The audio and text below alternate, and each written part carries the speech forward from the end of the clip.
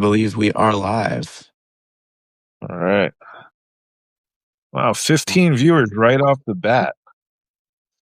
You have a popular channel, Matt. Well, thanks. I mean, this is what, our second disputation, yeah? This is the third total and our second as this group, yeah. Nice. Cool. Yeah, so we'll just welcome folks who are joining and get started in a few minutes here. You see 15 already watching, Jacob? I still only have one, but...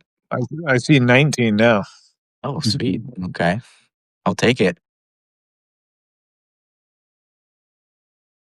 Got a live audience. It's too bad there's no voting feature so that we can determine who actually wins this thing. Should we get started? So that we can determine who actually wins this thing. Yeah, oops, hold on. I just accidentally had it pop up live on my computer. Okay, yeah. Let's do it. Okay, cool. Thank you, Matthew, for hosting us here. This is a dialogue series that Jacob Given and I have been putting together and running. This is our third session in the series. Matt was also with us in our first session, so this is a kind of a round two of that previous discussion. But basically what this is, Disputations, as the name suggests, it's modeled off of the medieval Disputatio, the medieval sort of scholastic debate series where you have a speaker come forward to argue for a thesis, to argue for a particular propositional statement. They give the thesis, then they will have, 20, 25, maybe 30 minutes, depending, to kind of unpack the thesis, defend it, and just generally kind of substantiate the view that the thesis defends. Then we have two respondents. This time it's going to be myself, Adam Robert, and Jacob Given, who I just introduced. On this session, we're going to have Matt speak first, give his thesis. Jacob will respond. Then Matt will have a chance to respond to Jacob, and then I will come in with my own comments, my own questions, potentially some objections. And then Matt will respond to those, and then we'll have a little bit of a wrap-up discussion at the end, concluding hopefully with a little vote on whether or not we found Matt's thesis compelling. And then we'll wrap up. So I'm guessing we're going to go for 90 minutes to 2 hours or so. We have 2 hours set aside for this. But if we go a little bit shorter, a little bit longer, it's going to be in that kind of time frame. So as I mentioned, Matt is speaking today. He is Dr. Matthew Segall, who I'm sure all of you know, as this is his channel hosting this discussion. Matt is going to be defending the thesis, Contemporary Natural Philosophy Needs a New Theory of Forms. So that's his statement that he's going to be defending. He's going to do this by drawing from the work of the process philosopher Alfred North Whitehead and others. In preparation for this session, Matt also shared with us a paper. It's a chapter in an anthology that's forthcoming with Edinburgh University Press. The title of the paper is Standing Firm in the Flux on Whitehead's Eternal Objects. So we will actually be able to link to that paper in the notes to this recording. So we got to read that paper in advance of this discussion, and Matt will be drawing from the paper as well as, his other research, his other writing on the topic of form and eternal objects in natural philosophy. So with that, I will hand it over to you, Matt. Thanks, Adam, for that setup. I will reiterate my core thesis, and then I want to provide a bit of,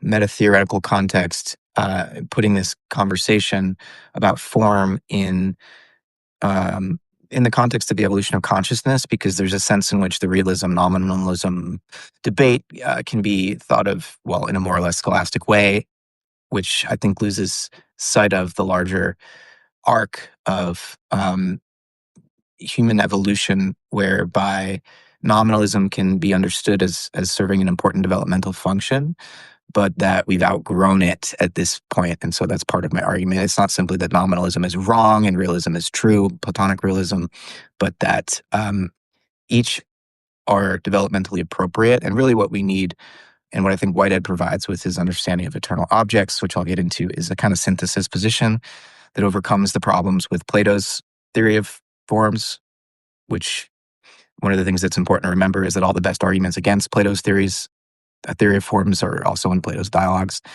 I would say. But we can overcome the limitations of Platonic forms, the limitations of nominalism, while also learning from both of those positions with something like Whitehead's view of eternal objects. And I know Jacob will probably get into Deleuze and his borrowing from Bergson, this idea of virtual multiplicities as a way of getting at the space of possibility beyond what's already actualized, but in a way that's, I guess, more nominalist than realist. Okay, so my core thesis then, just to expand a little bit from how Adam phrased it there, is that I want to defend a reformed process relational Platonism that would entail the reality of an eternally evolving field of universal forms, and that this field of forms is irreducible to, but not ontologically independent of, the historical accumulation of particular facts.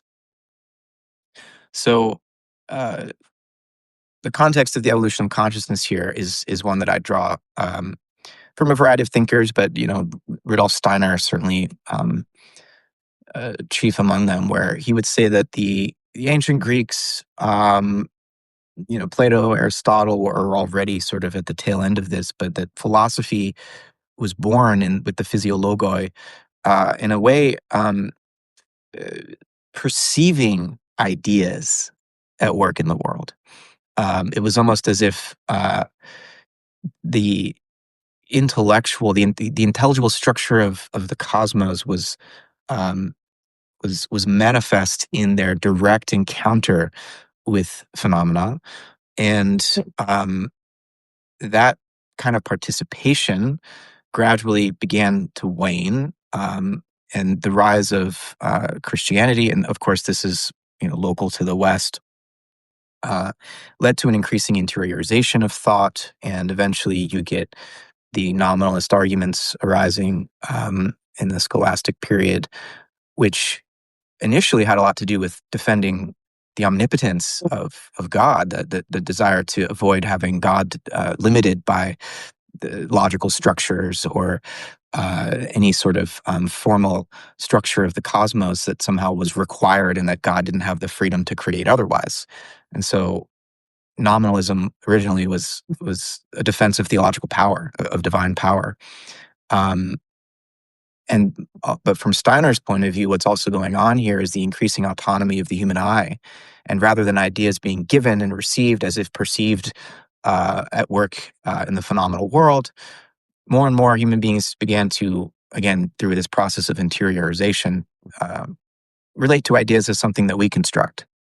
Ideas become concepts that we use to organize the world, and this kind of climaxes in Kant, where the human mind and its categories are organizing the phenomenal world, perhaps, but the real world, the realm of things in themselves, is beyond. And so you get a sense that ideas, concepts, categories are human constructs, right?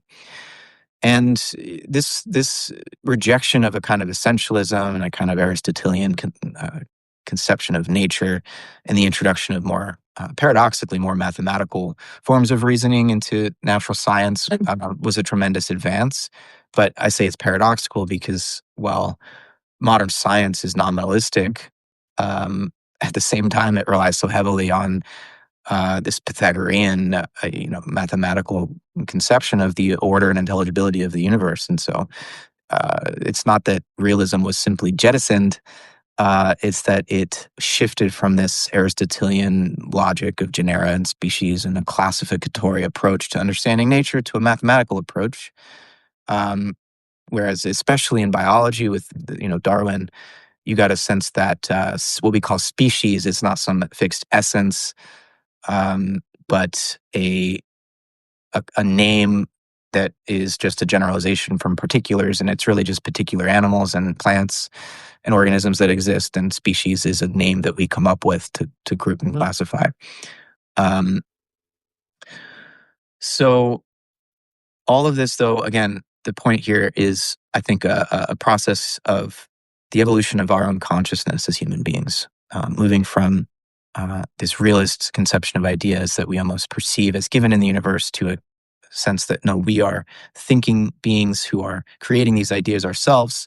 And so what I'm seeking, by relying on Whitehead primarily, but informed by Deleuze and the important criticisms that he has of essentialisms and Platonisms. Deleuze is thought of as an anti-Platonist, but there are ways in which he's trying to, I think, revitalize Plato's original sense of ideas as something we encounter in problematic situations that require kind of initiation type experience, whereby we become adequate to the problem in the way that Plato would frame that in a kind of agonistic dialogue. And so is Deleuze anti-Platonist or recovering the true Plato? I mean, I don't know. But let me get into Whitehead now, because of, that's where I really want to emphasize my own contribution here and core thesis, because I think he offers the synthesis position that allows us to make good on nominalism without having it be a justification for divine power, but instead nominalism becomes an important response to the historical dimension of reality, that this is an evolving cosmos, and this idea of fixed essences doesn't really work anymore. But at the same time, I think the intelligibility of the universe, one of the preconditions of scientific knowledge, requires that we have some sort of concept of what he calls eternal objects. So let me get into why that is. Very early on in his philosophical turn, after he left after he left mathematical physics and went more into metaphysics, Whitehead publishes a book in 1919 called Principles of Natural Knowledge. And he says the following, and I quote this at the beginning of my paper. He says, "Objects enter into experience by recognition, and without recognition, experience would divulge no objects. Objects convey the permanences recognized in events, and are recognized as self-identical amid different circumstances. That is to say, the same object is recognized as related to diverse events. Thus, the self-identical object maintains itself amid the flux of events. It is there and then, and it is here and now. And the it, which has its being there and here, then, and now, is without equivocation the same subject for thought in the various judgments which are made upon it." So this is in the context of Whitehead trying to provide to unveil the philosophical presuppositions of science. And he thinks that science depends on being able to recognize objects amidst events. He hadn't yet developed the term eternal object exactly, or the term actual occasion, which would become important about a decade later in Process and Reality. But nonetheless, when he refers to objects here, it's basically the same concept that he will later develop and refine as eternal objects. Eternal objects are what recur across various experiences. And without that type of recurrence, Whitehead does not think we could have anything like science, whether it's mathematical physics or any approach to studying nature that would seek invariant principles or laws. Now, what Whitehead is not saying when he defends eternal objects is that the universe as we know it is the result of some fixed eternal set of laws. Eternal objects are not the same as laws of physics. For Whitehead, all the laws of physics and all of the entities studied by physics are historically emergent. And so his concept of eternal objects is not akin to what, say, Newton or Laplace or the mathematical physics out of which natural science emerges in the 17th century. It's not an affirmation that the universe can be understood as governed by fixed laws. His concept of eternal objects ends up having more to do, or what recurs in experience ends up having more to do with the role of potentiality and the understanding that a universe of historical process and a universe that has to be understood as a network of events rather than a collection of uh, enduring material entities in empty space, that we need to be able to make reference to something not already actualized. That while there is historic process and there's an accumulation of facts across the evolutionary history of this universe, there is also something as yet unactualized that nonetheless remains relevant to what has been actualized. And so Whitehead's understanding of a realm of eternal objects is an attempt to make sense of the order amidst this realm of definite possibilities or definite potentials. I don't mean to necessarily equate possibility and potentiality. That is an important distinction for Bergson and for Deleuze. We can tease that out later. But the fact that this realm of unrealized possibilities has a definite order, um, somewhat independent of what's already been actualized, is what Whitehead's trying to account for. In other words, there is a structure to possibility. And when I, in my actual experience, draw or ingress, as Whitehead would say, or I conceptually prehend one of these as yet unactualized possibilities, it comes connected to a whole constellation of other possibilities according to certain definite um, patterns, logical patterns, mathematical patterns, or patterns of value, patterns of relevance, right? And so um, Whitehead doesn't think we can make sense of creative decision um, moment by moment without there being some definite order among these possibilities. And so we can't, Whitehead would say, understand the structure of possibility as such without making reference to something like a realm of eternal objects or definite potentials.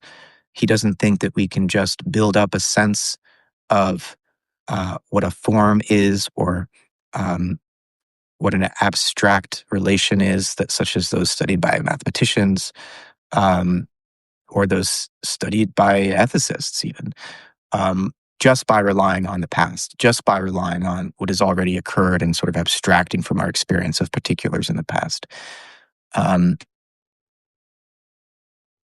So both for understanding the intelligibility of nature and as a presupposition of natural science and the need for recognition of invariant principles across varying occasions of experience, but also for the purposes of understanding metaphysically how we can have something like a field of possibilities with definite relations among themselves. Whitehead defends this idea of eternal objects, the idea of ideas. But he's different from Plato in the sense that Plato made the ideas preeminent. He gave the ideas preeminent actuality, whereas for Whitehead, it is actual occasions of experience that have preeminent actuality. And so whether or not Plato was really a two-world theorist, I don't think that's a fair reading of Plato, though we can come up with a caricature of Platonism that can talk about it that way. Rather than see the physical world and our embodied experience as a pale imitation of some perfect realm of forms, Whitehead is almost inverting that picture. The forms for Whitehead, or the eternal objects, are deficient in actuality. They don't do anything in terms of acting as efficient causes or agents. Rather, actual occasions of experience, or living organisms as composed of actual occasions of experience, are what have agency and what are making decisions to draw down possibilities from this realm of eternal objects. And the achievement of value is always in that integration of the possibility with what is trying to actualize itself. And so it's, in a way, an inverted Platonism, where concrete experiential events are ontologically prior to forms, but forms as pure potentials are not reducible to concrete experiential events, right? So we need both, Whitehead would say, an account of what occurs, and each occurrence is once occurrent for Whitehead, but also what recurs amidst those occurrences in order to make sense of experience. So eternal objects are real, but deficient in actuality. Anything else I want to add in this opening statement? Let me just look at my notes here. Another interesting part of the context here is that I've been engaged with in dialogue with a biologist, developmental biologist, Michael Levin, who is articulating what he's calling a Platonic research program in biology in order to make sense of what he calls the Platonic morphospace that he believes organisms are necessarily in relationship to. And he's a lab scientist. He's doing empirical work and thinks that without making reference to a realm of forms, he can't understand the ways that what he calls bioelectric patterns in developing organisms can, in a way that seems irreducible to genetic programs. There seems to be a holistic field-like phenomenon that provides the morphogenetic patterning for the growth of organisms. And Levin is actually wanting to attribute agency to this morphospace, that there are, and in fact, I think he wants to attribute all the agency to this morphospace, to this realm of form, and that organisms are, in a sense, just the puppets of this realm of forms. Now, in my discussions with Mike Levin, I've pushed back against that because Whitehead's position would be that these forms do not have agency. I think it's almost like it's an awkward situation to be in as a Platonic philosopher, telling a biologist that they're too Platonist, in that sense that they're, in a way, reasserting this two-world version of Platonism that gives preeminence to the forms. And so I've been trying to both affirm the direction that Mike Levin wants to go in acknowledging that we need formal causality in biology and final causality. We need to bring back a sense of the self-organizing and goal-directed behavior of organisms, not just as a teleonomic thing where it's human beings can't study living organisms except by projecting purposes onto them, but rather a full realist sense of agency in the living world and formal causality, which would entail an understanding of what usually gets talked about in terms of information, but not just this reification of DNA molecules as containing all the information required to print an organism or compute an organism or something, that there are higher level patterns or forms of information than just what's contained in a molecule that we think is special for some reason. So I think that's all correct, and Mike Levin's doing exciting new paradigm work in biology, but the metaphysics needs some work, needs some tweaking at least. And so I've been trying to help introduce him more to Whitehead's way of thinking about this. There's more I could say about the role that God plays as a kind of primary or primordial valuer of the realm of eternal objects, to give them some kind of, to give the space of possibility a kind of vector toward the true, the good, and the beautiful. Whitehead's God is not determining what gets actualized, but Whitehead's God is shaping the landscape of possibility to provide finite creatures with a sense, moment by moment, of what is relevant and what would be most beautiful. But Whitehead's God is not all powerful and can't decide for each actual occasion how to relate to the space of possibility. God just acts as a lure, and a more or less persuasive lure. I mean, that the universe is as ordered and organized and as beautiful as it is, despite not being perfect. That it is as organized as it is, that it is a cosmos and not a chaos, suggests that there is some type of a lure, a divine lure in Whitehead's sense, but not an all-powerful one.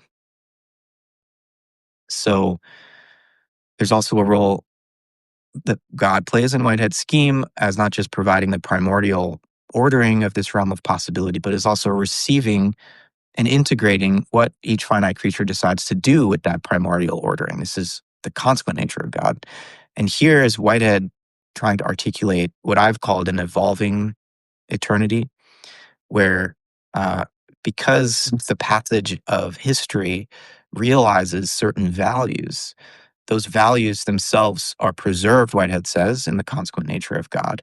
And as a result, eternity is enriched by the passage of time. Whitehead's phrase for this is that um, actual fact casts the shadow of truth back upon the eternal, which is to say, everything that happens, which as it happens is happening for the first time, then becomes what he calls objectively immortal. It becomes part of the eternal nature of God. And so it's a growing eternity, it's an evolving eternity, which requires kind of higher order synthetic thinking to grasp, because it seems like a contradiction on its face. But I think that understanding of the synthesis required here is, something like what Nicholas of Cusa was intimating with his idea of the coincidence of opposites, and that to really think the universe, to think not only about nature and its order, but to think about how it is that we can think about nature and its order. I think we need to be able to go beyond Aristotle's principle of non-contradiction to engage in this kind of integrative dialectic. So I'll leave it at that. And I think Jacob's response is next. Yeah. Yeah. Thanks, Matt. Appreciate that. I want to start by saying I am a reader of Whitehead to some degree. What I always find interesting is I've had Whitehead's Process and Reality and Deleuze's Difference and Repetition sort of sitting next to each other on a shelf for a long time, and I'll pick up one or the other. And when I read those two books, the shape of their thought is so remarkably similar. But the way that certain concepts take precedence in each one, I think, is really important distinction, even if the form of their thinking is very close. But I say that I'm saying that because I have read some Whitehead. I'm conversant in Whiteheadian to some degree. This whole eternal objects thing is something that I've always been hung up on. So I'm happy to have this opportunity to sort of try to get a better understanding of what's going on. I suppose I will begin by just giving my rationale for being suspicious of forms. It's nothing particularly new. I think that, well, it's funny. Matt, you were critiquing a biologist for being too much of a Platonic philosopher. I think I would critique Whitehead for being too much of a theologian. I come from a theology and religious studies department. The eternal objects to me feel like it feels more like a theological claim than a philosophical claim.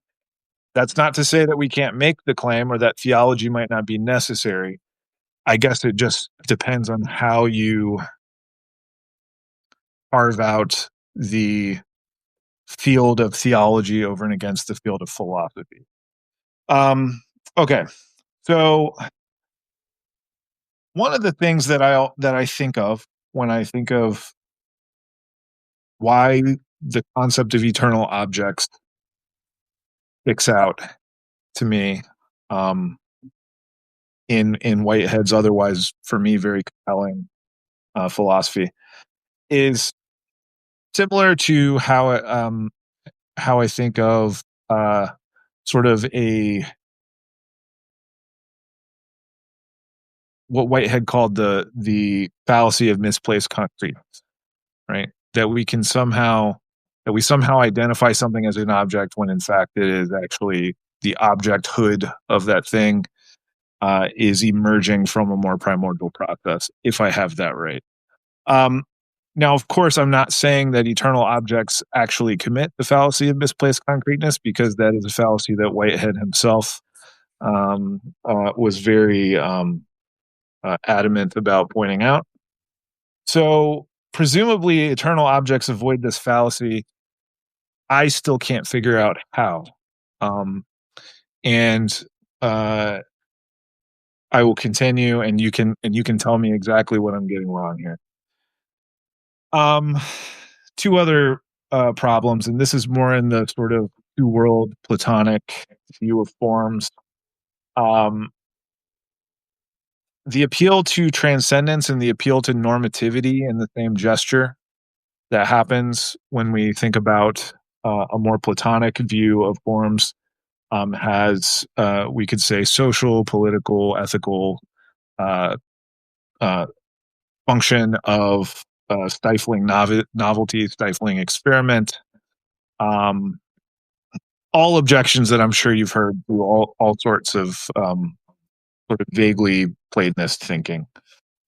Now, Whitehead will say something that sounds like it's coming from that sort of Platonist side of things, and then he'll say something completely opposite in the same breath. So I'm clearly missing something here. But one of the things that you are pointing it to is this notion of an evolving eternity, right?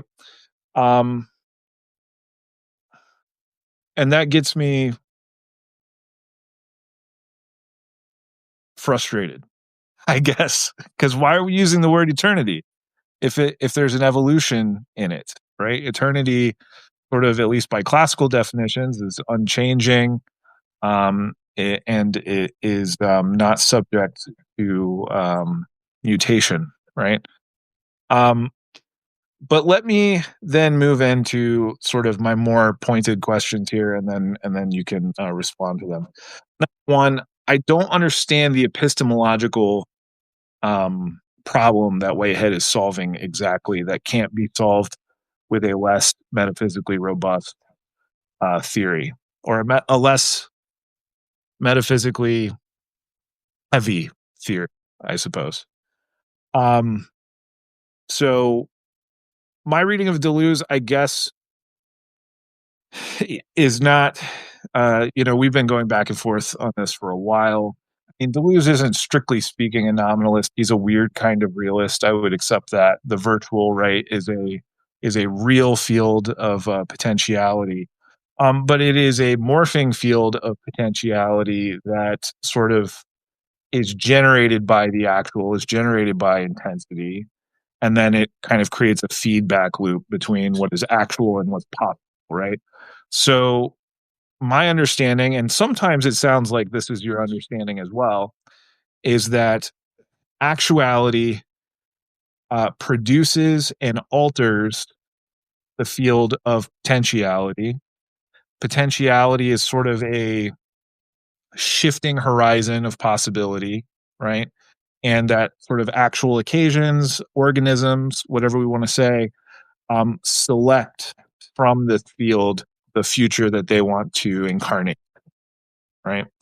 But to my understanding, there's nothing particularly eternal about this virtual field, right? It's simply a sort of real but non-actual other side of the coin in terms of the world historical process, right? So perhaps that has nothing to do with eternal objects, in which case I will ask these two questions. Number one, why are they eternal objects? I've already touched on that a little bit, but why do we use the word eternity? Why not transient abstract objects? Why not? But their transience just happens to rise and fall on a slower time frame than a human lifespan, or something like that. And then the next question is, why eternal objects? Right? Why eternal objects? Why eternal objects? Objects seems to me maybe a misleading label here to some degree. because Whitehead says they divulge no information without the world historical process there to sort of elicit information from them, right? Do I have that right, Matt? Right. So there seems to be no sort of independent being to these things. So I suppose I just need to understand more the nature of these eternal objects, but in particular the nature of the eternity of the object and the nature of the objecthood of the object. The last thing I'll put here is that I just don't understand why abstraction as an emergent capacity of a mind is not. I don't understand why that's not satisfying enough for someone like Whitehead. Um, you don't need to be a classical empiricist necessarily to sort of um, hold that abstraction and the emergence of like identity um, depends on the mind and it just seems odd to me that we need to supply another entity to explain abstraction outside of the mind, if that makes sense. Okay, so those are my basic sort of points of contention on this. And I'm sure a lot of it is just because of my lack of understanding of this particular concept from Whitehead. But I'll give my bigger worry here is that there's a kind of a theological moment or two in Whitehead that I'm comfortable with as a theologian and that I'm uncomfortable with as a philosopher. So one of the critiques of God in philosophy of religion is this notion of the God of the gaps, right? This notion that, all right, we have certain gaps in our knowledge that we can't quite explain, so we'll attribute to God these powers that we actually don't understand quite how they work yet, right? And to me, I can't help but see that kind of happening here. Whitehead seems unsatisfied with the sort of empiricist view of abstraction. It's not clear to me exactly why. And then he feels the need to introduce new entities into his system um, in order to explain how abstraction could occur and how objects could endure. Okay, so I'll wrap it up there. I look forward to hearing sort of you address some of these concerns. And I do appreciate the paper and the presentation that you gave us. Thank you. Thanks, Jacob. I respond next, or do you chime in, Adam? I forget. I think we should go with your response, and then I'll come in after. Great. Yeah, really important criticisms you're raising and requests for clarification, I think also, Jacob. Thank you. I'll start with where you began and ended, which was whether Whitehead is sort of sneaking in some theological or maybe what you mean is almost like religious intuitions into his philosophical arguments about eternal objects. Certainly, he's making reference to God, but at least if we take him at his word, this is an attempt to dispassionately consider at a conceptual level what is necessary to make sense of science and to make sense, as much as to make sense of religious experience. And so in Science in the Modern World, Whitehead talks about how he thinks Aristotle was the last philosopher to dispassionately consider the question of God. In other words, not because of some religious motivation, but really just because of a metaphysical necessity. And that for Aristotle, the metaphysical reason for affirming some type of a divine being was to explain the origin of motion.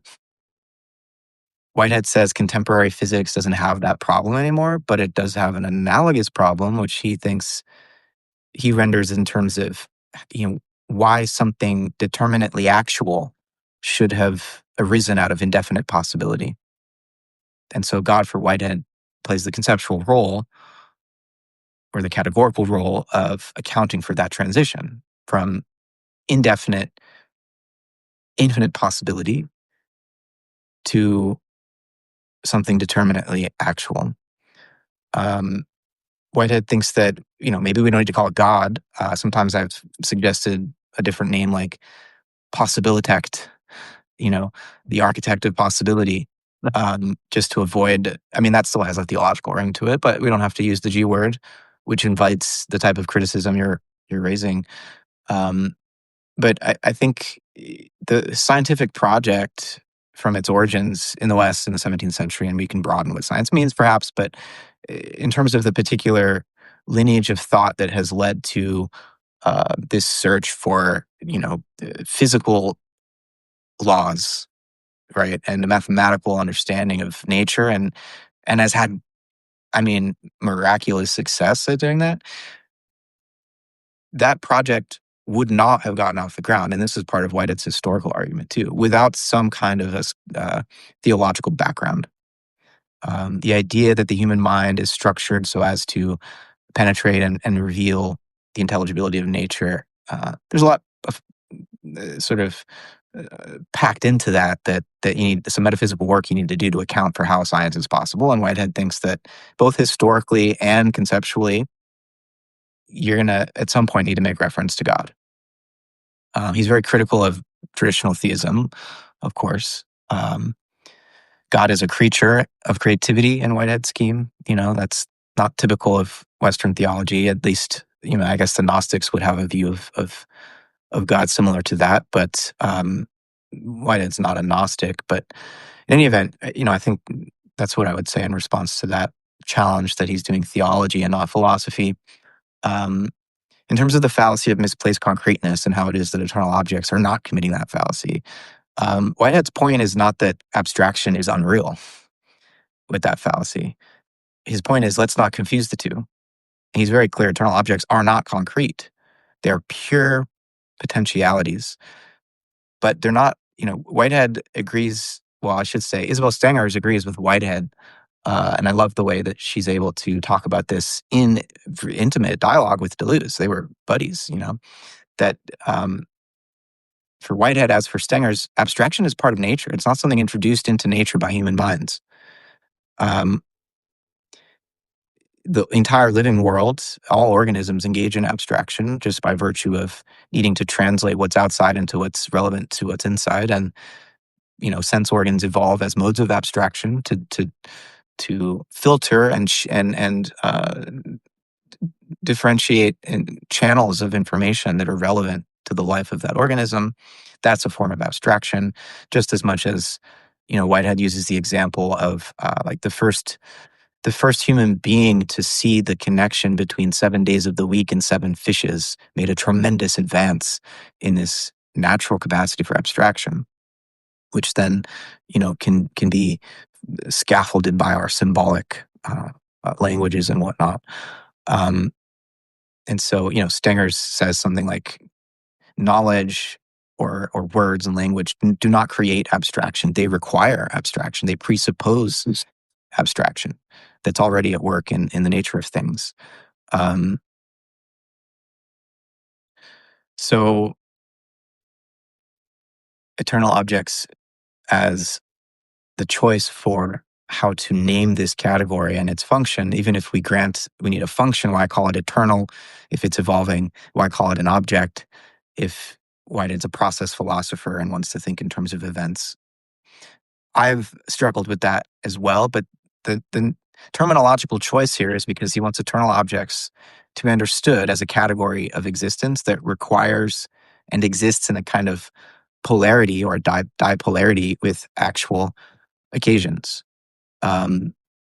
Eternal objects or actual subjects, you could say. So for Whitehead, in the context of his metaphysics, object just means a potential that can be experienced by an actual occasion. Object means potential for Whitehead. So, and why call them eternal? Well, because they don't exist in space-time. Space-time itself requires that we make reference to eternal objects. Space-time is a mathematical construct. Whitehead doesn't think space-time is actual or concrete. He thinks that's a huge error that all of Einsteinian physics has made. That's the fallacy of misplaced concreteness, to think that space-time is something concrete when actually it's a network of eternal objects.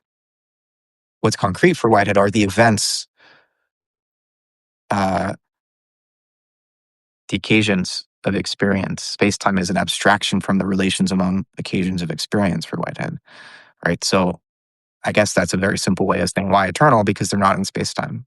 And maybe we could refer to what's outside or before or beneath space-time with another word, but eternal seems to work well enough, I think. And then finally, I think Whitehead is and continually affirms that he is a kind of radical empiricist and that he's coming out of the pragmatist tradition. William James is probably the most important philosophical influence on Whitehead, but Whitehead's radical empiricism has a Peircean inflection. So Charles Saunders Peirce and William James were sort of co-developers of pragmatism.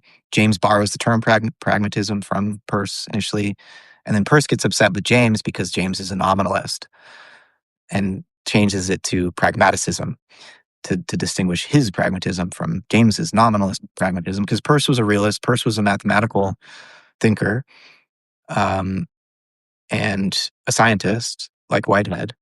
And, there's a longer argument here, and I don't want this to come across as some kind of like elitism or something. I'm not a mathematical thinker myself, but my sense is Whitehead and Peirce felt that James's approach to pragmatism and radical empiricism that just sort of affirmed a kind of easy nominalism was mathematically illiterate, basically. And that the type of reasoning that mathematicians engage in and the possibility of scientific measurement and precision about, again, what is invariant and what recurs across events requires metaphysically something like a realism about form. And then the question just becomes how we make sense of that in a way that doesn't commit the fallacy of misplaced concreteness and doesn't imagine form or eternal objects as existing entirely independently of actual occasions or historical process. It's that historical process requires that we make reference to eternal objects, just as eternal objects require that we make reference to historical process. Neither category makes sense without reference to the other, but you do need to make reference to both, would be the Whiteheadian take and the Peircean take. And what's interesting is, Deleuze was very influenced by all these guys too. Peirce, James, Whitehead. And I don't know that I can fully get into it now, but one thing that Deleuze does that I think is consonant with Whitehead is, he tries to emphasize indifference and repetition, the importance of shifting from a transcendental account of knowledge to a transcendental account of learning, a sort of pedagogical transcendental, which in a way is taking experience more seriously and not just arriving at experience with an already formed set of categories, as say Kant does, but really seeing how experience is constantly requiring us to reconfigure our categories.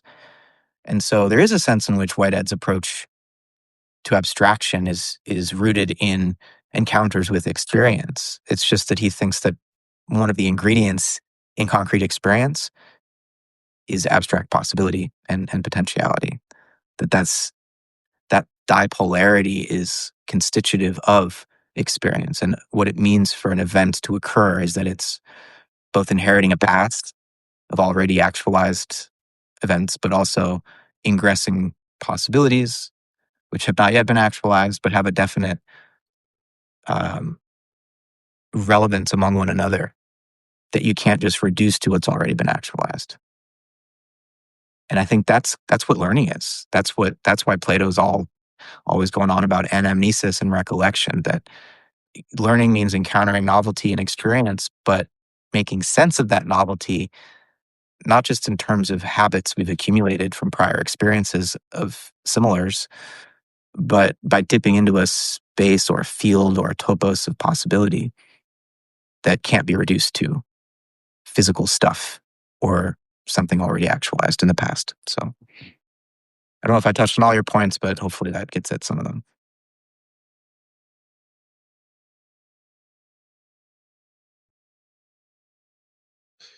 Yeah, I mean, Adam, did you want me to say something else? Why don't we hold second responses until I'll give my responses, and then we can just kind of have a more circular exchange after that. Sounds good. Okay, cool. Thank you both. Thank you, Matt, for laying that out for your paper. Jacob, thanks for your responses too. In the background of this session, we had some preparatory discussions, initial back and forths. Jacob, Matt, and I together. Jacob and I also had a number of conversations about the problems that Jacob was raising in his questions. So I have 3 points that are kind of coming into the conversation in that context, and the first one is going to be really kind of a follow-on to some of your questions, Jacob. I find myself pretty close to Whitehead's position, pretty close to Matt's position, pretty friendly to the idea of the necessity of form, the reality of form. Though I agree, eternal objects is a bit of a troublesome phrase. I like the eternal part, and I'll explain why. Matt kind of already did, but I have a slightly different cut on it. But I agree, eternal objects is a little bit difficult, but I think I can rephrase that a little bit that might be more palatable. I think an eternal object creates barriers to entry that don't necessarily need to be there. So the first one's going to be kind of a follow-on. The second one, I have a question for you, Matt, about the paper. I have a quote that I shared with you earlier already about the nature of human knowing. And then the third one is going to be about, I'm going to take us back to Whitehead's notion of creativity and some thoughts on Whitehead's God. But the first one, Jacob, I take your point seriously that, this is how I read it, at least when you say maybe we can account for the appearance of form or the emergence of forms or the effects or reality of form in the world in a way that on the one hand isn't so metaphysically freighted, and on the other hand maybe doesn't need this appeal to eternity at all. Maybe that's not something we need. There are other ways of accounting for the emergence of form or the reality of form that maybe don't need that kind of explanation. But I think we do. So I wanted to start there on why is eternity important and why is that important for a notion of form. And I read in your sort of challenge, Jacob. This is kind of how I read it, as there's a potential other explanation that goes something like we don't need that eternal realm of form. We can actually give an account of form as sort of bootstrapped and contingent and a kind of effect of the patterned relations or associations of the concrete events and the concrete agents in the universe can somehow give rise to emergent kinds of form that can then be real, but they are, in this sense, they're sort of contingent. They emerge through a contingent evolutionary process, or they emerge through a contingent historical process. They could have been otherwise. It's really almost a kind of accidental view of the emergence of form. And then once a form does emerge and can persist, you could even think about forms in a kind of model of like natural selection. Some of them survive, others don't. You can give this kind of contingent view. And I think we have different versions of that, right? Like I think there's an epistemological version of that claim and there's an ontological version of that claim. And I think Deleuze is, in some sense, and you can correct me, this is not going to be an exhaustive account, but I think what Deleuze is doing is looking at the sort of epistemological version, a kind of Humean empiricism of human knowing, and saying, okay, the ideas that we use that Matt is pointing out are so important for identifying recurring structures, recurring patterns, the sort of definite identities that we identify in the world can be potentially explained on this empirical view as just the human knower, our cognitive faculties' ability to kind of glue together patterns of sense impressions into ideas that we can then sort of pragmatically use to make sense of things around us, right? And I think that what matters there is the contingent patterning of those associations. It seems to me like there should be more degrees of freedom in that kind of thing. It becomes a much more historical and a much more empirical and a much more particularized view of human knowing, right? So we're kind of building up small sense data, small sense impressions, small experiences into the patterns that we then as human beings come to recognize and then maybe forget.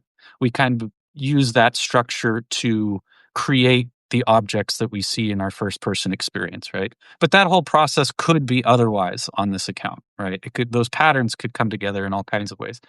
I think part of what Deleuze is doing, especially if you look at his work on Hume and so on, is kind of saying, okay, that actually makes sense, not just as an account of human knowing, but why don't we use that kind of framework for understanding things like form, things like stable ontological identities in the world? So he's in a way kind of ontologizing Hume in a way, right? Is one way of thinking about it. And I think there you have the same kind of thing that you have instead of sense impressions, you have these kind of more basic building blocks of life, of the cosmos, of things coming together and forming these larger patterns, stabilizing into these identities that we then identify as form. But this process, like I said, could be bootstrapped, it could be contingent, uh, it could be otherwise, right? And you can get some ways going that direction, um, to say, okay, yeah, so there are stable identities. There is this kind of definitive whatness that we usually associate with the idea in the Platonic sense. But this is like kind of a historically accidental process. Um, it can go in all kinds of different ways, right? But it's this kind of bootstrap, kind of bottom up view of how forms come to be. And I think what Whitehead is doing is actually a step even beyond that. And because I think to some degree he is on board for the novel configuration, for the evolutionary dynamic, for the creativity, for the essence of that process relational view is that this is in fact what we do see happening. A lot of novel configurations of form coming into being and perishing, new forms coming into being and relating to other existing forms, and those forms are kind of patterning each other in these kind of complex reciprocal ways. And this is kind of what we see in the evolution of the cosmos and in the evolution of life, right? But I think what we're actually talking about is something like the condition of the possibility for those types of combinations. And I think this is what Whitehead is saying. I think this is the more Platonist slant on the whole question. And I think, again, we can do a little bit of analogizing. If you take Hume as the epistemological example, and then you have Kant, Kant is kind of pointing out actually there are a priori structures to human cognition, a priori conditions of possibility for human knowledge. These associations have to come together in certain ways in order for us to have something called knowledge, right? So the associationism can be there. We have, the synthesis of intuitions, all of these forms of intuition. We have these kinds of structured fields in which the associations pattern themselves, and that's less arbitrary. It's significantly less arbitrary, right? That's why for Kant, this transcendental argument. I think if you pull back into the space of ontology, into metaphysics, when Whitehead is talking about eternal objects, he's making the point that there are conditions of possibility even for the emergence of form, or the transformation of form, or the evolution and transformation and perishing of form. But that space is itself not contingent in some ways. There's some definiteness even to that structure.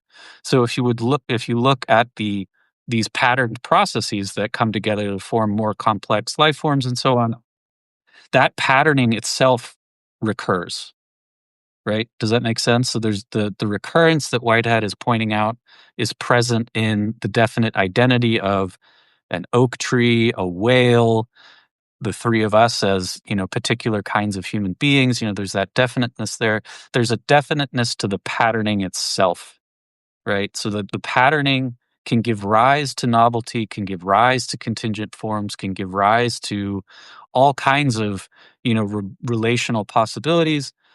But the patterning there is itself not contingent. And that's why I think this is like kind of a logical statement about the conditions of possibility for the emergence of form. And that's why I think eternal actually is the right word for that. Because it doesn't seem like those recurring patterns change themselves. They instantiate in different ways, and once instantiated, they can combine in, I don't think we've seen, we certainly haven't seen the end of the diversity of life and what evolution can do. New forms are coming into being. Evolution is still ongoing as we speak. The same is true of our thoughts. We can have new kinds of thoughts. Thought hasn't reached its end. We're still in this possibility space of thinking, so the novelty of thinking can still be there.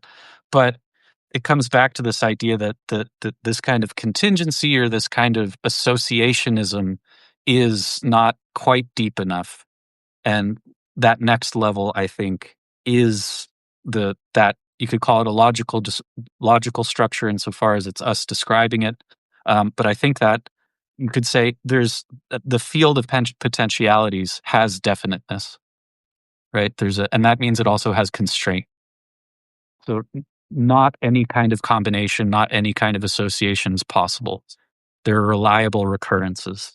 And I don't think that changes. I think it's a logical structure. It's an eternal structure. So we can maybe hold on to the eternality, and then we can maybe say, okay, objects are more like patterned potentialities or something like that. I'd be happy to swap out patterned potentiality or some definite recurrence of pattern, maybe could be better than object. So that's just a little kind of addition to that conversation. The question I have and feel free either of you to push back on that or add to it or whatever you want to do with that. The two questions I have for you though, Matt, are the first one is again about human knowing.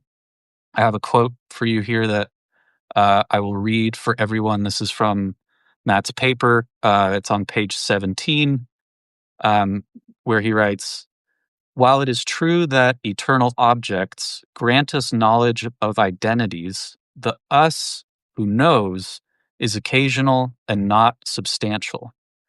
Our conscious personality is a streaming society or historical route of occasions realizing some definite togetherness of possibilities, but unable to step into the same river as the same subject." And then we have Whitehead's quote, "No thinker thinks twice." So this is kind of a model of like very process-oriented model about the nature of subjects and the nature of knowing. I think the part about the eternal objects granting identity or the whatness, the ability to identify the oak tree across instances, across time and places, and so on, is what's secured there. I'm less convinced that. I'm wondering if maybe we don't think twice. I think maybe we think twice a lot, and I think actually our knowing is rooted in this kind of repetition secured by our memory, and that there isn't there more consistency to our thinking than that? And is that not actually the condition of our being able to think? So I'm wondering if it's a little too hard on process on the knowing side, in that sense from that passage. And then the last question is about creativity again. I'm probably maybe unique in this group, that I think on the question of creativity, on the question of Whitehead's God, I'm concerned that he's not Platonist enough, as opposed to being too Platonist in other places. And this has to do, but I think it's a more subtle point than some people realize. And for me, linchpin really is creativity and the nature of creativity. So I've been doing a lot of thinking about Plato and his famous line in the Republic. I think it's 509b or something around there, where he talks about the good beyond being. The good is beyond ousia, which is sometimes beyond reality, sometimes beyond substance. There's different translations of that word, but it's where we get this sense that whatever the good is, you can think of it in one sense as an idea, but really it's the idea of ideas. And is it actually even an idea like the other ideas at that point? It's something more like I said, like a condition of possibility, maybe, or a condition of giving, even. And I think about that in terms of not just Plato and Whitehead, but if you guys have read Nishitani's book, Religion and Nothingness, he really goes into this question of Plato's good beyond being. And he draws a parallel. He says Plato doesn't go quite enough, but he draws a parallel with what he in his Zen Buddhist tradition calls shunyata, which is the easy translation is emptiness, but it's not emptiness like a lack. It's empty. It's like the luminous emptiness, right? It's like it has a lot of these characteristics that Plato attributes to his son, the good, right? It's something like the illuminating emptiness that makes possible the intelligibility of beings as beings, right? This is what he says. It's kind of a Heideggerian inflection over there. But so I'm wondering, I think if you read Nishitani, I think Plato is actually doing something similar. I think you can do a kind of cool comparative. You can end up with a sort of Zen Buddhist Plato that I think is quite nice. Nishitani says things like, and we can't think of this emptiness as beyond or out there. It's not a two-world thing. He actually says it's nearer to us than anything else. It's on our near side. So there's a sense of transcendence there, but the transcendence is somehow simultaneously like extremely intimate and close, and actually, you could say a priori, I think. It's like the condition of possibility for knowing. So I'm wondering, does Whitehead have something like that? Is creativity that kind of thing? I worry that I worry that his emphasis on concreteness and all of these kinds of things. I worry that you end up with a God that's I mean the Whitehead's God is not recognizably, you know, um, a traditional God, like the God of traditional theism that is, absolutely transcendent, uncreated, and yet intimately related. That God, Augustine says God is closer to me than I am to myself. Sounds a little bit like Nishitani's Shunyata. It's like this absolutely transcendent thing, but it's also like extremely near. And I'm worried that transcendent part kind of disappears from Whitehead.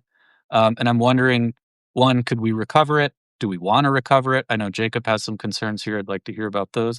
But does that help Whitehead? Does Whitehead think about this?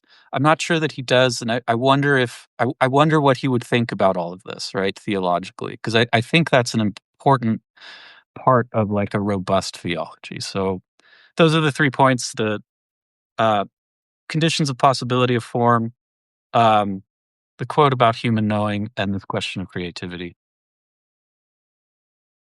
Nice. Thanks, Adam. So should we go back to Jacob next? I think from here we can just kind of go a little bit more freestyle. If you have, Matt, maybe since you got time to respond to Jacob, if you have initial thoughts on what I just said, maybe you start us off, and then we could just kind of go from there. Yeah. Okay.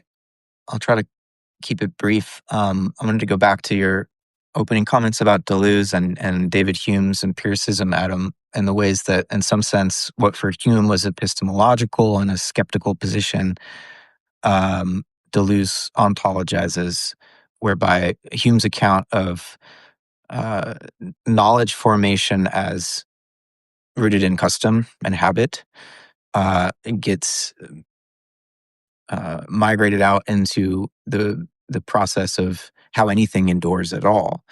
This kind of contingent uh, habit or repetition, and I think I I would like to think that Deleuze is partially influenced here by Whitehead, because Whitehead does the same thing in his reading of Hume, when Hume says, I don't see causality when these two billiard balls hit each other. I see patches of color that are contingently connected, and we can talk about laws in that sense, not as causal necessities, but as constant conjunctions of affairs that continue to be constantly in relation, at least as far as our experience is concerned. But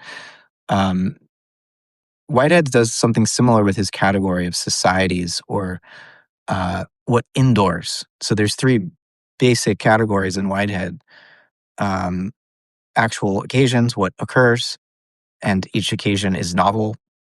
There's no repetition of occasions of experience. Each one is uniquely itself, pure, particular, but that nonetheless partakes of the entire universe. And so he plays on how occasions of experience and internal objects can't just be identified with the scholastic categories of particular and universal, because both are both in different ways. But nonetheless, there are the occurrences, the recurrences, or the eternal objects, which can be invariant across events. But then there's endurances, or societies, which for Whitehead are contingently emergent bodies, you might say, but also forms of mind as well. So everything from atoms and subatomic particles, electrons, photons, to stars and planets and galaxies and cells and molecules, animal bodies and animal souls. These are societies or historical roots of occasions of experience, which are not fixed essences. The universe doesn't come pre-made with the periodic table of elements just already there, eternally existent. The periodic table of elements is the result of a historic process of emergence and self-organization. All the laws of physics, as far as Whitehead is concerned, are emergent, historically contingent patterns, right? And so, in that sense, at the level of endurances or societies, he's fully on board with this Deleuzian anti-essentialism, and a historicization of the transcendental. It's just that for Whitehead to make sense of what we mean by such an enduring society, at the level of what emerges contingently in the course of history, we need these metaphysical categories of eternal objects and actual occasions. That's the precondition, the presupposition metaphysically of how we make sense of enduring forms of order in the cosmos. And so it's almost like he's operating at two levels. There's the cosmological level, or in terms of what he calls the cosmic epoch. And he says we more or less live, as far as physics can tell, in the electromagnetic epoch, which is to say that the most widespread laws we have yet detected are the laws of electromagnetism. You can go one layer beneath that in terms of, or wider than that in terms of generality, to what he calls the geometrical epoch. But there are many other ways that the universe could have come to be in Whitehead's sense. But that's the cosmological level. Metaphysically speaking, we're trying to get at what's invariant across any possible cosmic epoch.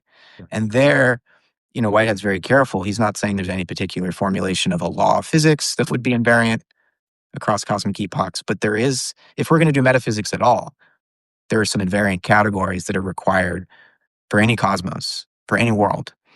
And he thinks something like events and objects, or actual occasions and eternal objects, definite potentials, if you prefer that, or patterns of potentialities, I think the phrase you were using, Adam. Those are categorical ingredients that are needed to make sense of historical contingent emergence. So Whitehead's trying to have it both ways in a way. It's like, yeah, anti-essentialism at the cosmological level, but metaphysically, we still need definite potentiality to make sense of these contingent ways in which form coalesces into historically emergent patterns. In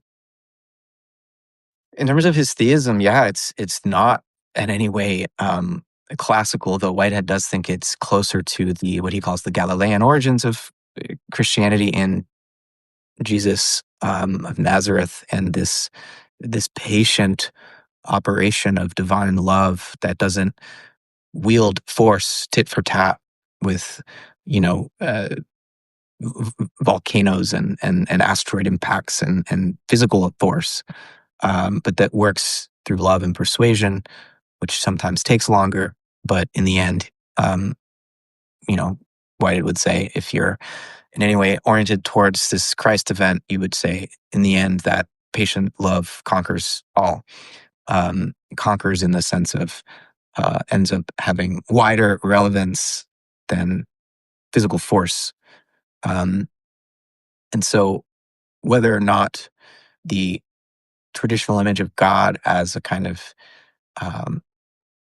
omnipotent dictator is especially biblical, or there are plenty of process relational theologians or open and relational theologians nowadays, like Thomas Ord, who would go back to the Bible, look at the Hebrew, look at the Greek, and say, actually, there's not much justification for an idea of God as omnipotent here. What gets translated as almighty in the Hebraic context, and Shaddai, is that the Hebrew word? Something like that. Actually means the many-breasted one. And so, if we put this back in context, what we mean by divine power in biblical context, I think needs to be nuanced a bit, and we can recover an even more traditional theism than what gets passed off as traditional theism. But, for Whitehead, creativity is the ultimate principle, and God is a creature of creativity. And the way he frames this in Science of the Modern World is really interesting, because I think it totally subverts any potential criticism that you might get from a Kant or a Heidegger that this is ontotheology. Because Whitehead says, basically, what is metaphysically contingent can nonetheless be categorically necessary. In other words, the existence of God, that God exists, is an accident. God is the first accident of creativity, the first creature of creativity.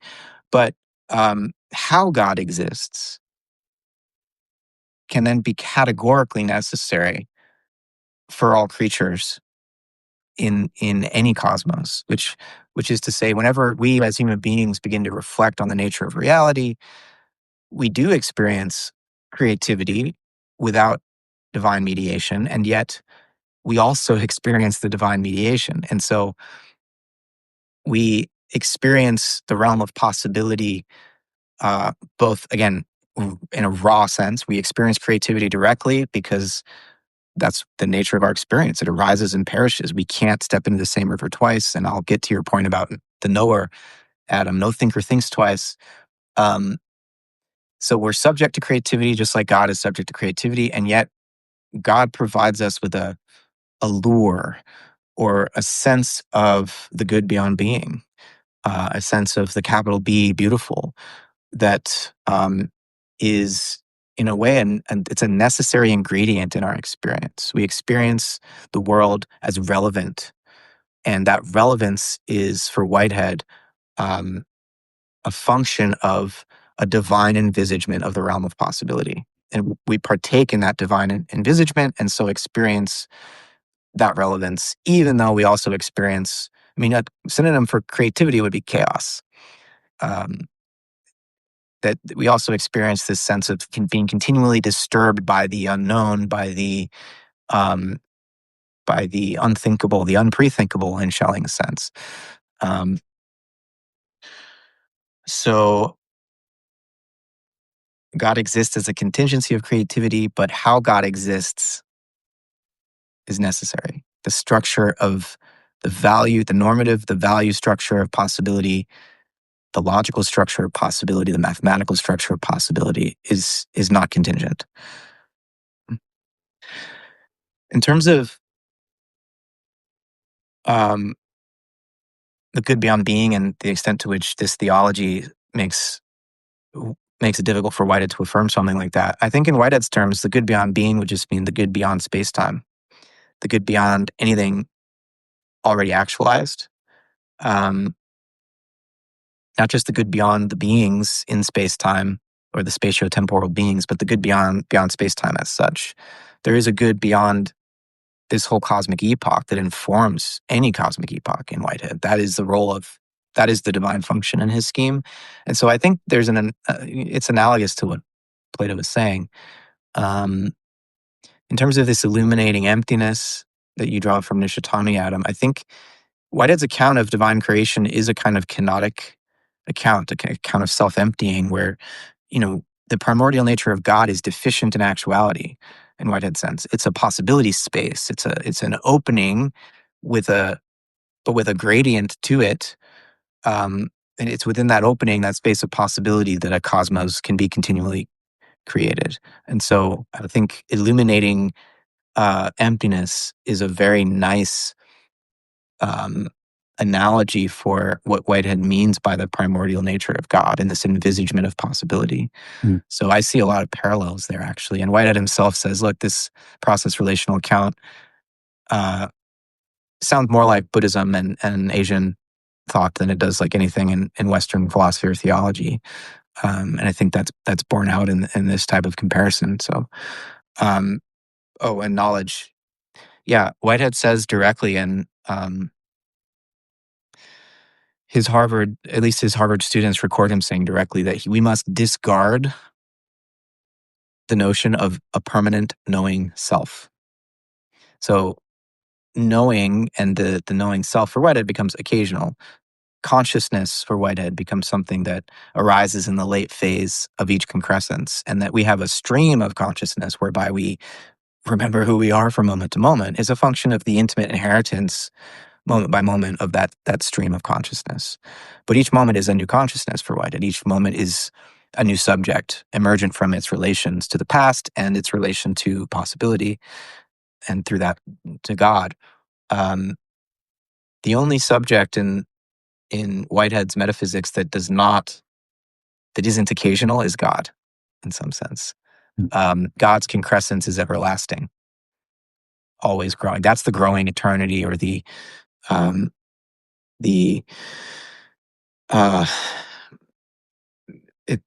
did I call it? The eternal, the growth of eternity. The way in which eternity can be enriched by the passage of time is because God's concrescence never perishes. Now, some process theologians, philosophers like Charles Hartshorne, most famously, thinks that God needs to be understood as a historical root or as a society. Otherwise, God can't be a person or personality. Interesting debate. I think Whitehead himself acknowledged at the end of the world that his theology wasn't a finished, fully coherent system.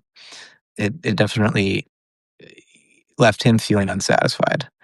And so that's permission for us, I think, to continue to think through these problems and see what, for us in our time, and again, I really want to emphasize the evolution of consciousness piece that I mentioned earlier, that there's a time and a place for traditional Platonism in that sense of forms as having preeminent actuality, and there's a time and a place for anti-essentialist nominalism, and there's a time and a place for some more integrative higher synthesis. And I think that's the time and place that we're in, and Whitehead encourages us to think with, but beyond him, on these questions. Yeah.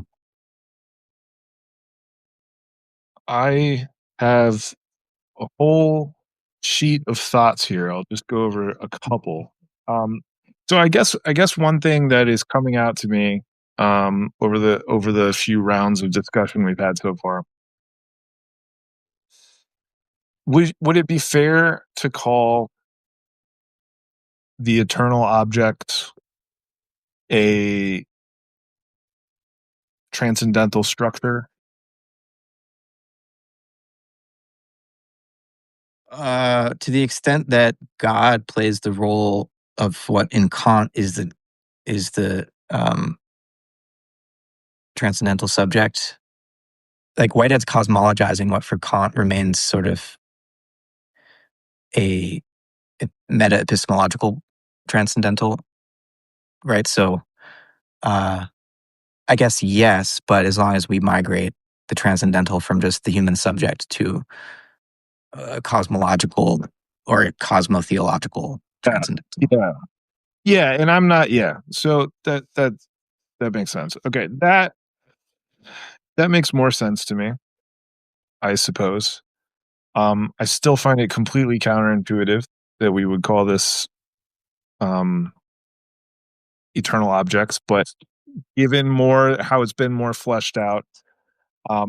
Yeah, a sort of transcendental structure of possible experience. Um,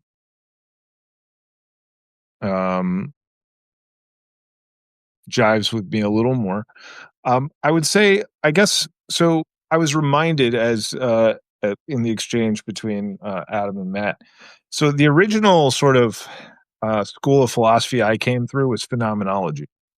I really started out with, so I went I studied at a Catholic university.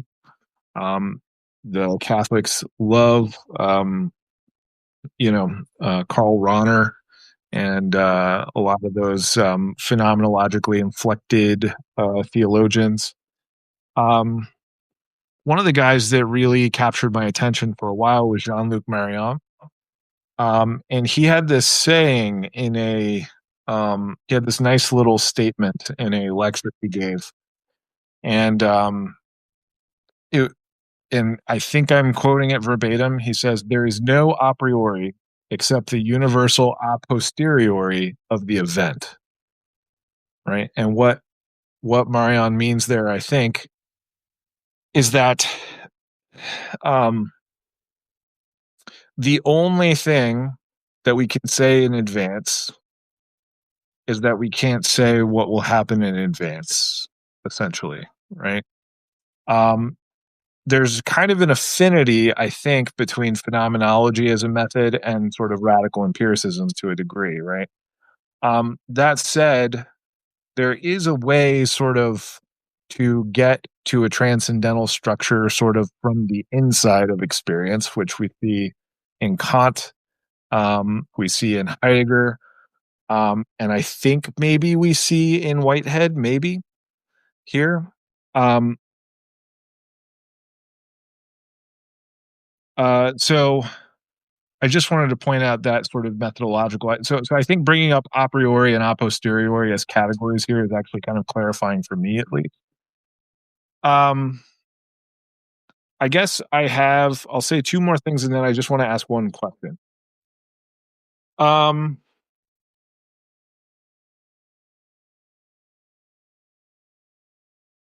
I lost it. Where is it? Oh, okay. So I guess one of the things I was also thinking of is, so when I'm thinking through the sort of Deleuzian framework of ontological genesis, there are two kind of fundamental principles that you kind of begin with. My reading here is really influenced by a scholar named Joe Hughes. He did a couple of commentaries on Deleuze that I think are really legible. And he essentially says, okay, we start with two principles. We start with the principle of synthesis and the principle of an intensive field, right? So you have intensity on the one hand, which is sort of like a asymmetrical affirmation, right? You could see it expressed as like energetic ways and other sorts of ways. But you have intensity, which is inherently differentiating, and then you have synthesis, which is kind of a gathering, very much based off of that sort of Humean contraction, right? That Humean contracting off differences into a singular kind of moment. He's obviously influenced a lot by Bergson with the contraction of a living present, right? That present, the successive presents are contracted into a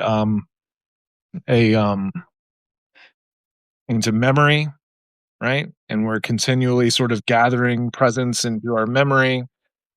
And then there's this really strange moment in difference and repetition that is very difficult to interpret, but it's the third synthesis of time, the pure and empty form of time. And that is the closest that Deleuze gets to saying something about eternity, I think.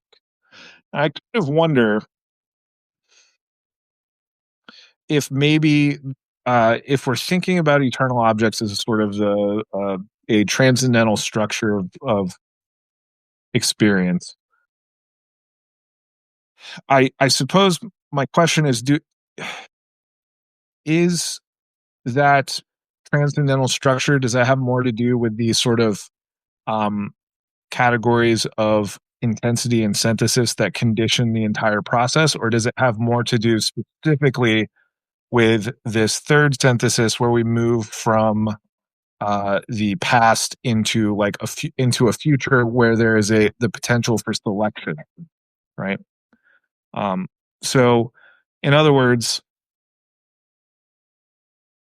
there seem to be these sort of atemporal conditions necessary to get the to get motion going, right? Intensity and synthesis. But then there's the moment where the synthesis and the repetition breaks, and then the organism has a selection to make, right? I'm wondering if somewhere in that chain, I'm wondering where you would map the eternal objects onto that, just so I can sort of translate it for myself a little better. And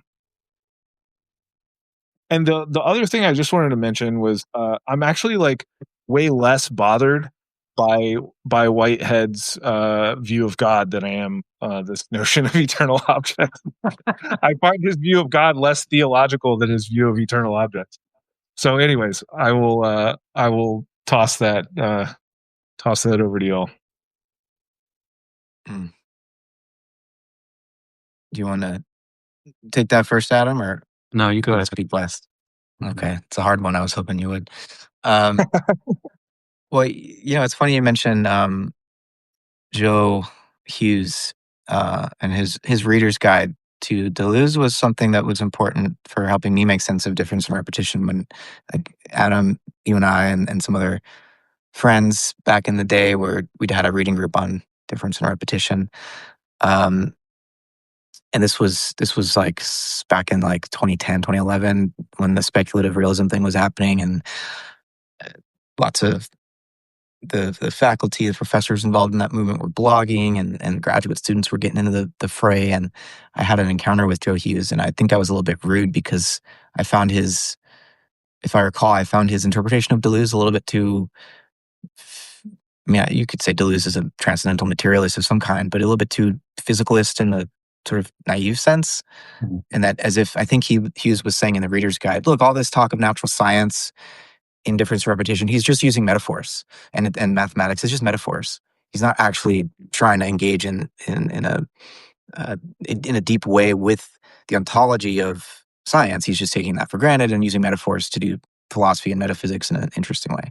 And I completely disagree with that. I think Deleuze is using scientific concepts and mathematical concepts because he's engaging literally in discourse within those domains, and transgressing disciplinary boundaries for sure.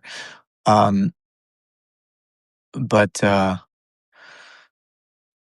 so this movement from intensity to extensity, and where do eternal objects come in? I mean, in my book Crossing the Threshold, I have a whole chapter on Deleuze and Whitehead, and I try to read Whitehead in a more Deleuzian way, but also read Deleuze in a more Whiteheadian way, where Whitehead and Deleuze are both anti-essentialists. Again, at that level of what endures, Whitehead is an anti-essentialist as much as Deleuze. It's just on this question of what recurs that they might differ, though I think when Deleuze talks about problematic ideas, where ideas in that sense belong more to, I think he says, on the side of events, affections, and accidents, or something like that, rather than on the side of fixed essences.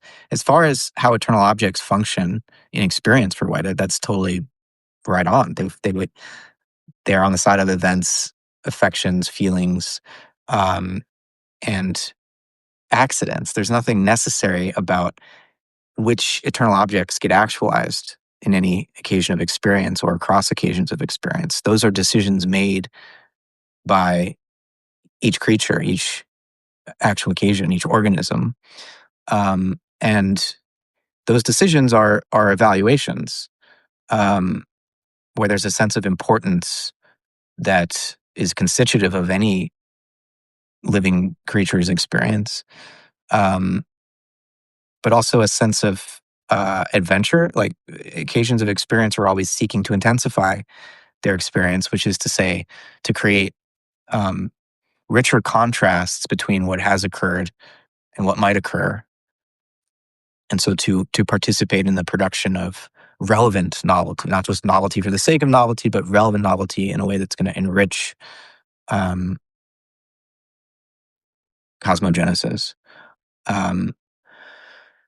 So I think a closer reading of Deleuze on problematic ideas helps us get a sense for what Whitehead was at least striving for, despite maybe his more Victorian language choices. And so I do like to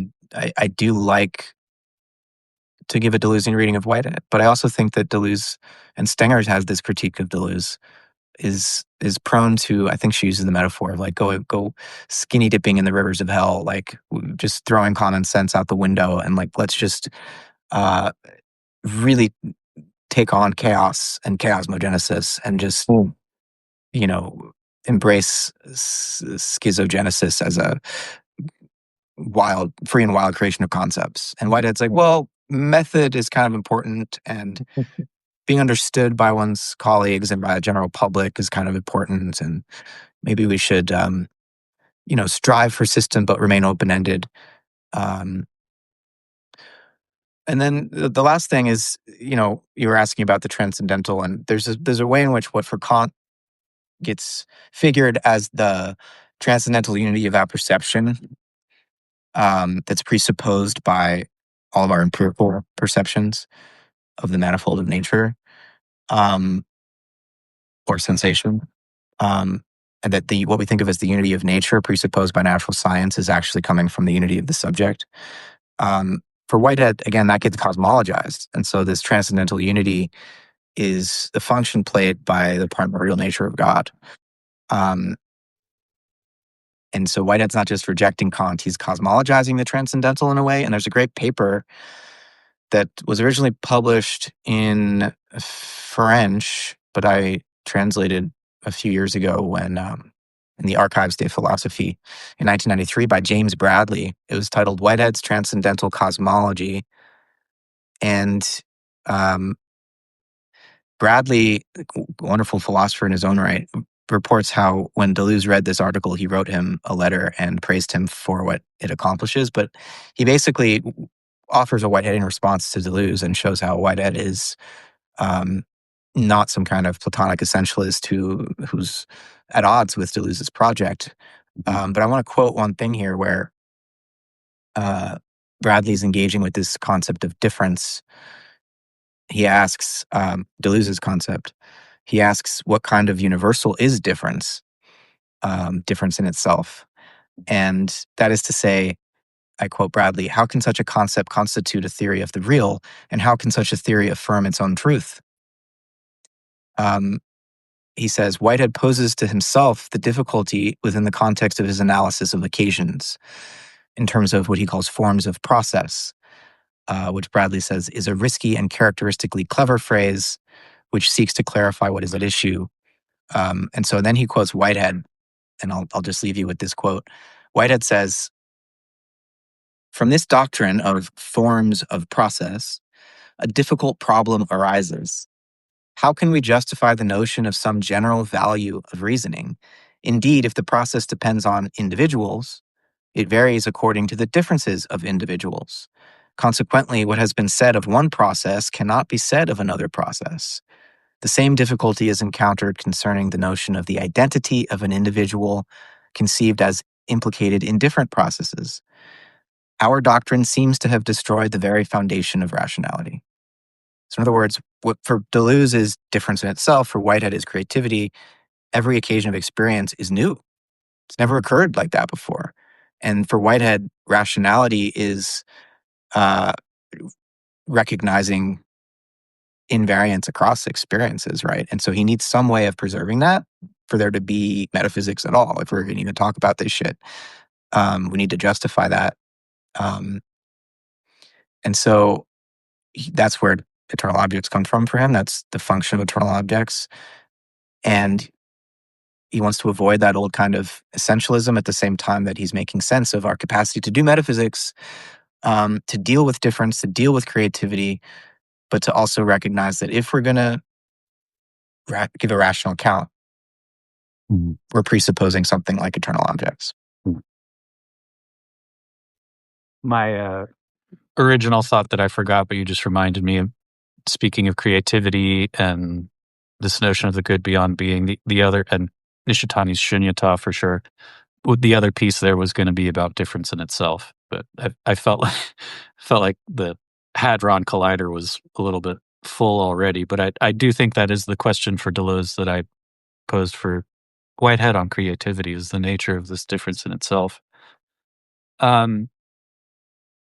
I know we're getting close to time, so I'll add one more thought that might help us maybe give some more contrast for Whitehead and eternal objects, and on this question of what kind of modified Platonism it is. Just, thinking about the way you phrased it at the top, Matt. I don't remember exactly what you said, but a kind of reformed, more process oriented Platonism, right? And I think that's part of what Whitehead is doing. And there is an inversion there, right? But I think it's a little bit different. I'm thinking here, I gave Hume as the kind of precursor to Deleuze, which I think is true in a sense. But I think the other person we haven't mentioned, who's maybe even a bigger precursor, is Nietzsche. And I just see so much of Nietzsche in Deleuze's cosmology. And I think especially on I forget where it is, but Nietzsche also describes himself as doing a kind of inverted Platonism. I believe it's The Birth of Tragedy. It might be Beyond Good and Evil, but I'm pretty sure it's Birth of Tragedy. He says that. And basically the image we get there from Nietzsche is the inverted Platonism is kind of, if you want to think about it in terms of images and metaphors, is literal, So in Plato, if you take the cave allegory, you're stuck in the cave of sense, or the cave of sort of images and simulacra of created things, and you're trying to get out into the true world of intelligibility.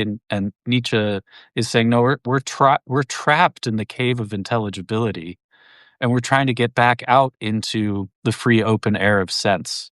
Right? That's one way of thinking about it.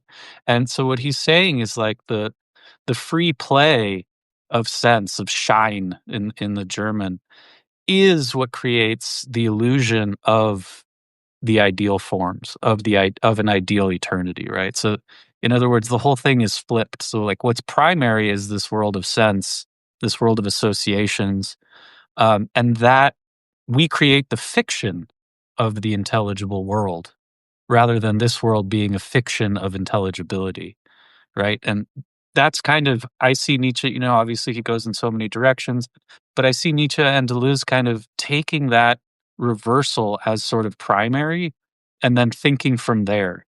Okay, if the world of intelligibility is the fiction, it's this beautiful and elaborate fiction. The sort of architectonic philosophical systems of history are, if you think about it in this way, they're like works of art. They're like sculptures. They're just like these beautiful, ornate apparatuses, but they're not real in the sense that like Plotinus took them to be real descriptions of our actual metaphysical situation, right? So that's a kind of inversion. And I'm wondering, I feel like Whitehead is also doing a kind of inversion, but it's not that kind of inversion, I don't think. And I'm just throwing that out there. Like, how can we contrast, Nietzsche in some ways maybe a process philosopher too, but how would you contrast like Whitehead's inversion or modification and Nietzsche's inversion or modification of that original Platonic setup? Because I think they're quite different. Yeah. I just want to plug, I don't know if it was ever published anywhere, but my friend Peter Jostet Hughes wrote up this little white paper called Whitehead's Nietzsche. One of Whitehead's doctoral students, named George Allen Morgan, was at Harvard and studying with Whitehead. Whitehead was his doctoral supervisor, and he would later teach Nietzsche, I think, at Harvard. And he gave Whitehead a copy of Nietzsche's Will to Power, And we have that copy marked up by Whitehead. And you can see some of the influence of that in especially Whitehead's last book, Modes of Thought, where he talks about power and really embraces an aesthetic account, though it's already evident before he ever read Nietzsche, but an aesthetic account, an aesthetic ontology, you could say, which I think is one way of rendering what Nietzsche is up to. But yeah, I mean, that sense of Nietzsche's where the idea of the true world becoming a fable or a fiction, and this emphasis on aesthesis, and that the Western metaphysical tradition has invented the intelligible world when really all we have access to is our animal experience. And I think that's an important challenge, and I see Whitehead's philosophy as a response to that challenge. Yeah. And whether or not it's a fair reading of Plato, for whom philosophy was taught in the gymnasium and wrestling was just as much an important component as geometry. I don't know that Nietzsche's Plato is not a caricature. I think there's a way in which a deeper reading of Plato, where the divided line, say, in the Republic is more a pedagogical maneuver than it is an ontology. Yeah. I think is actually there's a way in which Plato was already beyond good and evil. And right. And so, what's different in Whitehead, I think, is a retrieval of some conception of an arche or a principle that allows for divine participation, and not just Dionysian, but Apollonian. And there's maybe a better balance between these in Whitehead than in Nietzsche, and maybe Deleuze too. I don't want to upset the Deleuzians. No, I think I'll just add quickly. I think you're totally right about Nietzsche's Plato. But I think the Plato that Nietzsche criticizes, one, I think you can make a sound historical argument that Plato is a modern sort of 19th century Plato.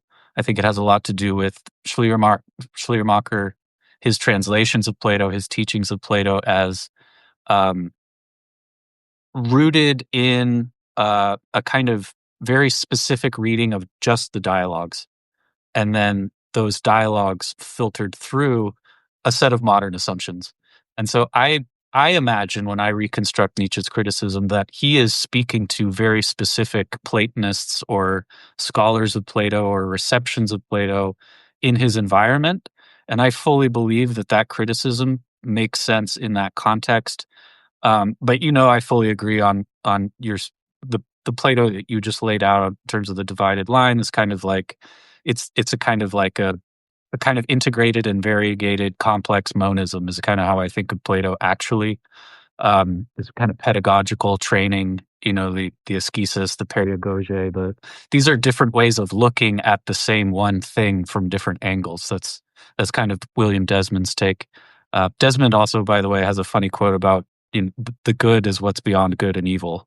If you think of the good as the illuminating capacity for intelligibility, then what underlies good and evil is good, because you've made a distinction, so it has to be illumined and intelligible somehow.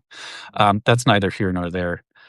We have a couple of minutes, so I wonder if Jacob, you have any final thoughts? Unfortunately, I have a hard stop at 1 in about 10 minutes, so final thoughts, gentlemen. This was great, by the way. I really appreciated this.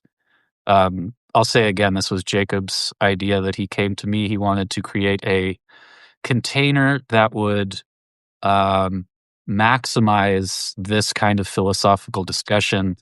I feel like we're nerd maxing right now, but in a really good way, in a really good, productive way. So yeah, thanks to Jacob for suggesting this, and everybody for listening. Honestly, there's 115 of you there. That's cool. So yeah, why don't we do final thoughts and then we can wrap it up? Yeah, I think honestly, too much to say in a couple of minutes, but the one thing I will say is that I do think bringing up Nietzsche as sort of a I think bringing up sort of Whitehead in the context of Nietzsche is probably more helpful for the types of concerns I have than bringing up Whitehead in the context of Deleuze. Because Deleuze is already synthesizing Nietzsche with a bunch of other thousand things. And I think Nietzsche probably gives a much more distilled and univocal criticism of this of metaphysics, right, and of Plato, whether it's Schleiermacher's Plato or whoever's Plato, right? It's the Plato we have. It's the Plato, or it's at least the Plato that we have inherited, and it's only really been the last 50 years that we've, I think, gotten away from that sort of two worlds interpretation. Yeah. At least in the scholarship I've read. Yeah. I will say I do have a really hardcore Neoplatonist friend who utterly thinks that the two world interpretation is absolutely the right. So there are two world Platonists out there who are very sophisticated readers of Plato. Anyways, all that to say, yeah, I think Nietzsche is a better figure here, and so I'm going to have to rethink this with reference specifically to Nietzsche. I think the only other thing I would ask is the only other thing I would say is that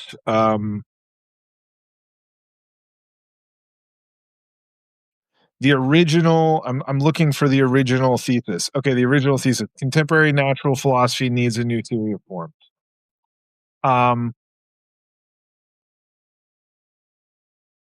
Come back to me at the very end. I'll vote on it. Well, I want to second Adam and thanking you, Jacob, for the idea for this type of a format. I think it's extremely generative, just for me and for us three, but clearly other folks appear to be interested as well, which is great. So yeah, I mean, just to reiterate, I've tried to argue that there is a evolving field of possibilities, that organisms' minds, as much as bodies, are exploring, feeling into, prehending in Whitehead's sense, and ingressing or incarnating, and that we can't make sense of our experience, we can't make sense of the history of the universe and its varieties of morphogenesis without affirming some sort of an ordered field of possibility. And whether we call them eternal objects, problematic ideas, living archetypes, I mean, maybe it doesn't really matter to me so much, but maybe that's sort of the final joke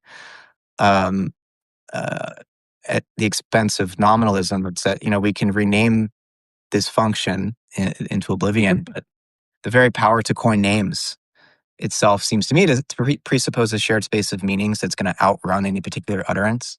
The very fact that we seem to be able to make reference to concepts that aren't yet languaged seems to already suggest that nominalism is limited or missing something. Granted, even if we do grant that, we could go in the direction of a kind of virtual multiplicity or the realm of eternal objects. Like, there's still room to maneuver there. But I think, on some level, whatever judgment we make about the realism nominalism question, and whatever where we might come down, the fact that we can dispute about how we word things, again, already suggests this underlying field of possibility. And so I think there's so much space to explore in terms of how we conceptualize that and how we language that. But I'm happy as long as we're avoiding a kind of crude actualism where we would think that all that it's legitimate to talk about philosophically or scientifically would be already actualized stuff in space-time, which there's still many physicalists who would argue something like that. And I think science itself requires going beyond that. There's a quantum substratum or emptiness, plenum beneath space-time, according to many physicists. And I think metaphysically, that's the kind of direction one would go if, as a Whiteheadian, that's the direction I would want to go to. So, yeah, I'll leave it at that. Fantastic. So I'm going to go ahead. What are we doing? Are we affirming? No, we're assenting. I'm assenting to the proposition. I'm agreeing. I wonder. I don't know if you got Jacob. What do you think? Yeah, I will. Well, so here's the thing: the actual wording of the proposition is extremely capacious, so I don't feel that I need to assent to any particular view of a theory of forms. I think even in a sort of, if I read Deleuze in a deflationary sort of way, he'd still be accounting for the emergence of forms. So I think I can assent, right? Contemporary natural philosophy needs a new theory of forms. Yeah, I can assent to that proposition. And I have a lot to think about in terms of the differences between a realm of eternal objects and a field of virtual multiplicities. So Yeah. Thank you for that. All right, I got to run. Thank you both. Thank you everybody for watching, and we'll post this. We'll post this soon. I think we'll post it on Matt's page. I'll post it on mine. Jacob, I think we'll post it on. Are you posting? Yeah. I'm trying to. It will, I might, it will show up in. send it to me. I'll throw it on my page. Okay, so it will be widely available for viewing, and we're going to continue to do more of these. This was number 3. Yeah, we're off to the races here. I think this is a good format. So stay tuned for number 4 soon. Thanks, guys. All right. Yeah. Talk to you soon. See ya.